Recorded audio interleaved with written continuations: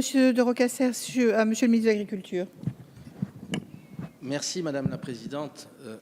Ma question s'adresse à Monsieur le ministre de l'Agriculture. Monsieur le ministre, en 2005, je m'étais fortement impliqué auprès de Dominique Bussereau, qui occupait alors les fonctions qui sont les vôtres aujourd'hui, concernant la résorption des dettes sociales et bancaires des agriculteurs corses.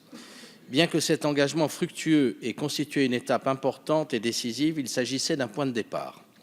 Le dispositif de désendettement social préalable à la relance de l'agriculture corse prévoyait initialement l'effacement des créances de la MSA antérieures à 1996 et la prise en charge par l'État de 50% de la dette sociale des exploitants agricoles en activité et des retraités pour la période 1996-2004. Au 31 décembre 2004, le montant maximal de la dette sociale qui pouvait être assumée par l'État était évalué à 5,7 millions d'euros. Afin de poursuivre la procédure de désendettement engagée, l'article 100 de la loi de finances rectificative pour 2015, introduite par un amendement du gouvernement en décembre dernier, prévoyait que les prises en charge soient étendues aux dettes sociales dans leur ensemble jusqu'au 1er janvier 2014, à condition que la prise en charge de la dette ne soit pas supérieure à 10 000 euros et pour les entreprises qui existaient déjà à cette date, que la dette constatée au 1er janvier 2005 fut inférieure à 10 000 euros.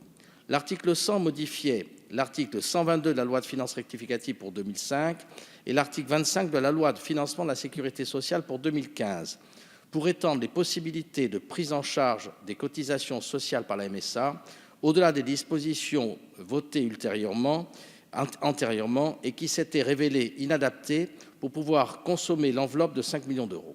Le Conseil constitutionnel, dans sa décision 2015-726 DC du 29 décembre 2015, a censuré l'article pour une question de procédure, considérant qu'il s'agissait d'un cavalier budgétaire. Cette décision a de lourdes conséquences sur l'objectif de résorption de la dette sociale agricole, puisque la poursuite de la politique de désendettement se trouve privée de socle juridique. L'avenir de l'agriculture insulaire, qui regorge de potentialités, implique une volonté politique forte pour assainir la situation sociale et permettre aux professionnels de se concentrer sur le développement d'exploitations viables et de production de qualité. Monsieur le ministre, je vous ai sollicité par courrier le 21 janvier dernier pour vous demander de réintroduire le dispositif au moyen d'un nouveau véhicule législatif. Aujourd'hui encore, je vous demande de prendre un engagement en ce sens afin de concrétiser cette dernière étape du processus de désendettement agricole. Je vous remercie. Merci, monsieur le député. La parole est à monsieur le ministre de l'Agriculture. Madame la présidente, monsieur le député, sujet que je connais bien, puisque comme vous l'avez rappelé, c'est un sujet qui ne date pas d'aujourd'hui et qu'il faut traiter avec méthode. Cette méthode, elle doit être la constance dans les objectifs, la mobilisation des moyens de l'État pour trouver une solution. Il y a eu un rapport de l'inspection, inter-inspection d'ailleurs, entre l'IGAS, l'IGF et le CGABR, rendu début 2014, qui a fait le constat de l'échec relatif du précédent plan de désendettement, porté, et vous l'avez rappelé, en 2005, et nous a donné une feuille de route interministérielle adossée à une mobilisation de 5 millions d'euros de prise en charge des cotisations sociales pour enclencher le processus de désendettement. Cette feuille de route s'est traduite par une disposition votée fin 2014 en loi de finances de la sécurité sociale pour 2015 afin d'apporter une réponse à l'ensemble des anciens débiteurs, c'est-à-dire affiliés à la MSA avant le 1er janvier 2015. C'est ce que vous dites, monsieur le député. Dans le cadre de cette feuille de route, l'année 2015 a été marquée par les avancées suivantes. Une information régulière des professionnels de l'agriculture sur les avancées des travaux, par l'organisation d'un comité de suivi de coordination sous la présidence du préfet.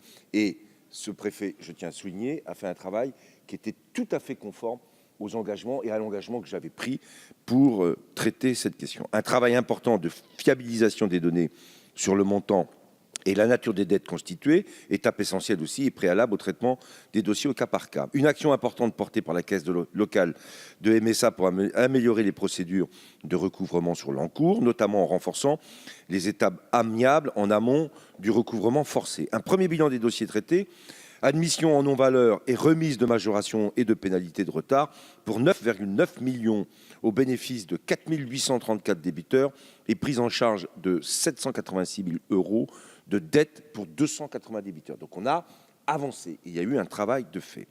Comme vous le soulignez, afin de poursuivre le processus de désendettement et de mobiliser l'enveloppe des 5 millions alloués, le gouvernement a souhaité également porter des améliorations au cadre législatif par un article voté fin 2015 en LFR et qui a conduit à la censure du Conseil constitutionnel, considérant que c'était un cavalier budgétaire et qu'il y avait donc là à revoir.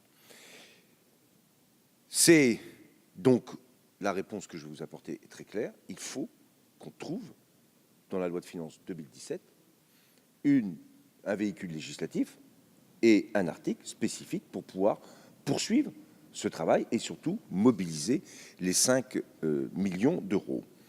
Donc c'est sans attendre d'ailleurs ce vote de ce dernier en fin d'année et afin de ne pas bloquer tout le processus en 2016, parce qu'on a engagé beaucoup de choses, la MSA recevra prochainement des instructions lui permettant de commencer à traiter les dossiers qu'on a évoqués.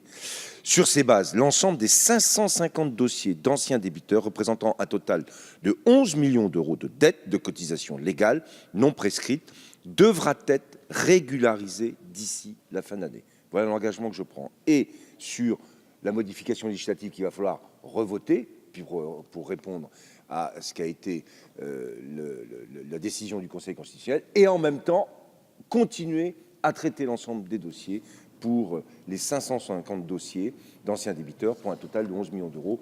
Les éléments et les instructions seront donnés à la MSA, sujet important qu'il faut qu'on traite de manière claire et définitive. Merci, Monsieur le Ministre. Monsieur Rocasser. Merci, Monsieur le Ministre. Eh bien, écoutez, j'espère que nos agriculteurs seront rassurés, la MSA aussi, et pourra dès maintenant engager le dispositif pour, je dirais, en avancement de ce qui va être réalisé lors de la loi de finances 2016. Moi, je me réjouis. J'espère que grâce à cette confiance retrouvée, nos agriculteurs pourront se consacrer totalement à leur production, parce que c'est ça, le métier d'agriculteur, c'est de produire et ne pas avoir le souci permanent d'avoir à répondre à des dossiers administratifs et à des contraintes que nous avons décidé ensemble de résorber. Merci. Merci, Monsieur Rocasser. Nous arrivons à une question de Monsieur Philippe Duron, Monsieur le Ministre de l'Agriculture.